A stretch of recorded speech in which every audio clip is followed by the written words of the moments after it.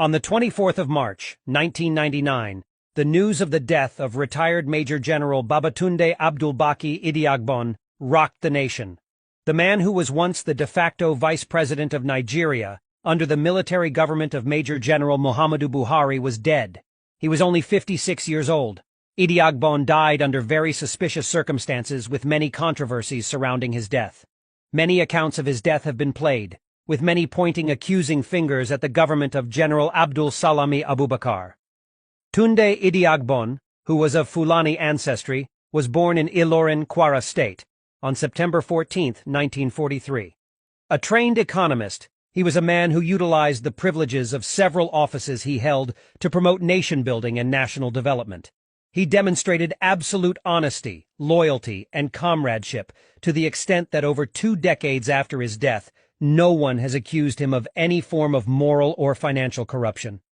As Buhari's deputy, Tunde Idiagbon was a no-nonsense, never-smiling soldier and a disciplinarian. Regarded by many as the engine room, the brain box, and the star boy of Buhari's military government, he worked seamlessly with Buhari throughout and was given free hand to operate. That alluring working relationship saw him dominating the government so well that for the first and only time in the political history of Nigeria, the names of the head and his deputy were used to nomenclate the administration as the Buhari-Idiagbon regime.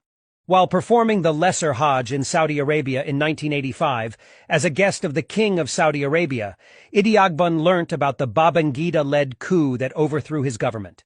Despite pleadings from the Saudi king to stay back, he refused, and took the next flight back to Nigeria. On arrival, he was placed under house arrest for 3 years, and after his release he retired to his hometown, Ilorin, and lived a very quiet life. But what killed him?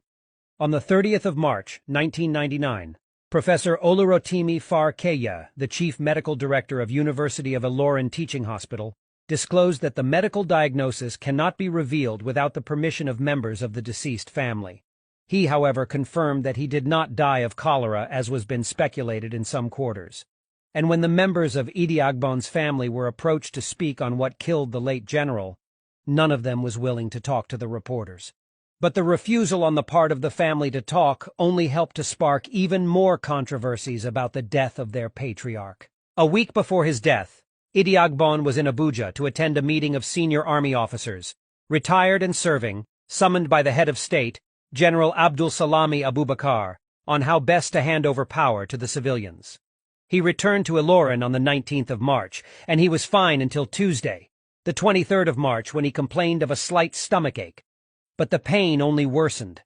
Around 10:30 p.m., he was rushed to the University of Ilorin Teaching Hospital, where the medical director led 5 other medical consultants into an unsuccessful battle to save his life.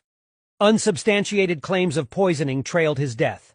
Some people believe the late general was poisoned during his last brief visit to Abuja, citing the following reasons. 1. Professor Farkeya had to seek the attention of the Kwara State military administrator before Idiagbon was admitted to the teaching hospital, the same hospital he had been using before the incident. They asked why he involved the governor in Idiagbon's private medical issue. 2.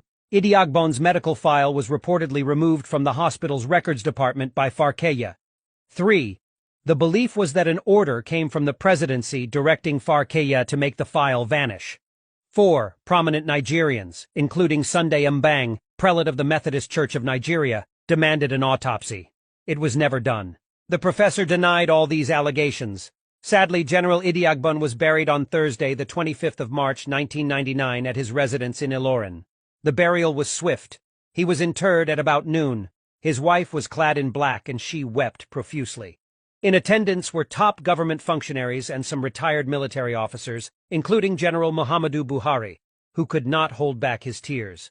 Perhaps the most damning claim of government involvement in the death of Idiagbon was made by Femi Fani-Kayode, Nigeria's former aviation minister. He said, General Tunde Idiagbon was to be appointed chief of staff in the presidency in President Obasanjo's government. He was invited to Abuja, offered the job, and he accepted it. He went back to his hotel the night he was made the offer, had some food and some Abuja tea, and he immediately fell gravely ill.